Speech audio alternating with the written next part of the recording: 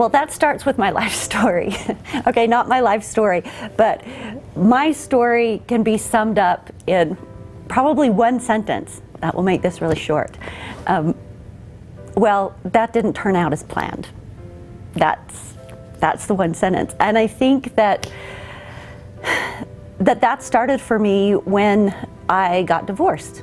So I was raised in a family and a culture and a religion that was completely family-based. So everything, the whole basis for everything that we believe in and everything that we do is around family and supporting family. And when you get married, you don't get married just for a little while, you get married forever.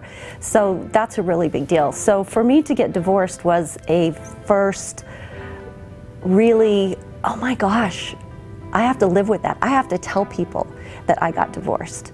And this was 15 years ago, and divorce is a prevalent thing now, but at the time, and for me, that was a really shameful thing to have happen.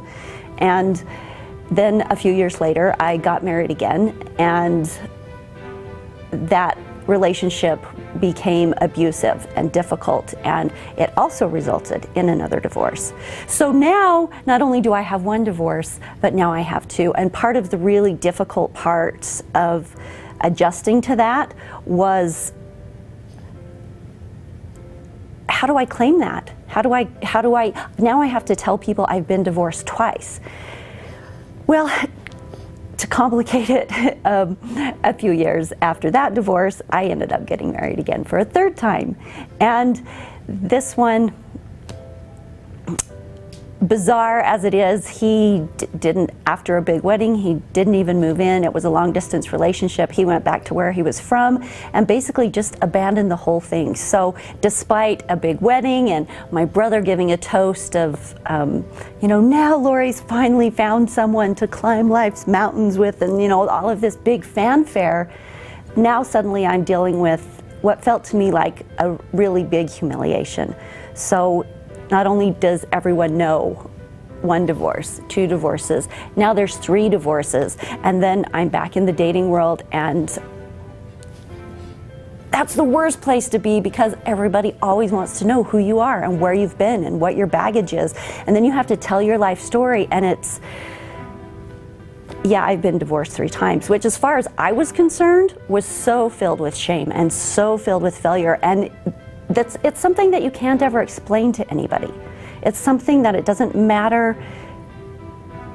I could try to explain to you the detail and the nuance. I knew about the porn addictions. I knew about the affairs. I knew about the therapy, the marriage therapy. I knew about the abuse. I knew about the abandonment. I knew about the inside. I knew the whole inside story. I knew how hard the struggle had been.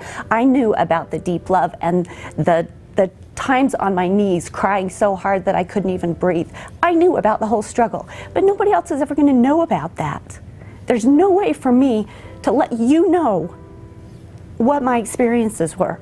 So what it gets clumped into is a big, you've been divorced 3 times, which is like a great big loser sign of this person has to be severely broken or have issues. So it kind of got in, when I was dating, I'd just say, yeah, I've been divorced 7 times, because when they found out it was only 3, it sounded better. So it was a process of navigation.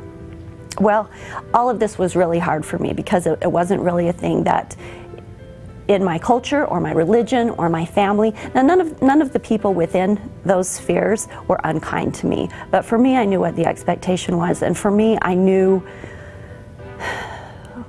what I wanted, how I wanted my life to be and to look like, and it wasn't that.